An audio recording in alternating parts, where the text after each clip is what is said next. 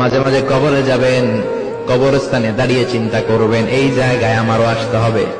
দিন যাবে, রাত আসবে, বৃষ্টি হবে, শীত আসবে, কেউ আমার দেখতে আসবে না। একা থাকতে হবে, একা, বড় একা, অন্ধকার, বড়ই অন্ধকার। আমাদের প্রাণের নবী, আখেরি নবী হযরত মুহাম্মদ সাল্লাল্লাহু আলাইহি ওয়াসাল্লাম বলেন, যে ব্যক্তি এই দোয়াটি পড়বে, লা ইলাহা ইল্লাল্লাহু আল মালিকুল হকুল মুমিন, তাকে কবরের আযাব থেকে বাঁচানো হবে এবং জান্নাতের দরজাগুলো খুলে দেওয়া হবে। সুবহানাল্লাহ।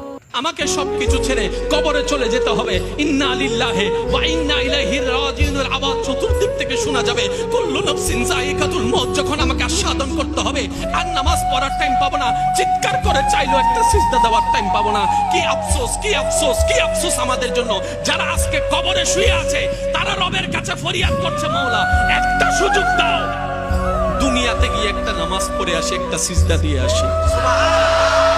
কবরবাসী চিৎকার করে রবকে বলে, মৌলা ভুল করেছি, ভুল করেছি, ভুল করেছি, একটা সুযোগ দাও। আবার দুনিয়ায় যাব, মৌলা হাজার ব্যবসা থাকুক আমি নামাজ ছাড়বো না, হাজার চাকরি থাকুক আমি নামাজ ছাড়বো না, মৌলা একটা সুযোগ দাও, একটা সুযোগ দাও, একটা সুযোগ দাও। মাটি কবর প্রতিদিন 5টি জিনিসের জন্য মানুষের কাছে অনুরোধ করে। 1. আমি একাকী ঘর, সঙ্গী নিয়ে এসো, সঙ্গী হলো কোরআন। 2.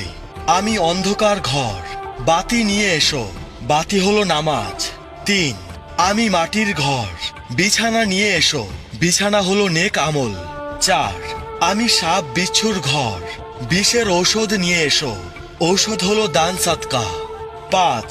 আমি প্রশ্নের ঘর, উত্তর নিয়ে এসো, উত্তর হলো কালেমা ও জিকির।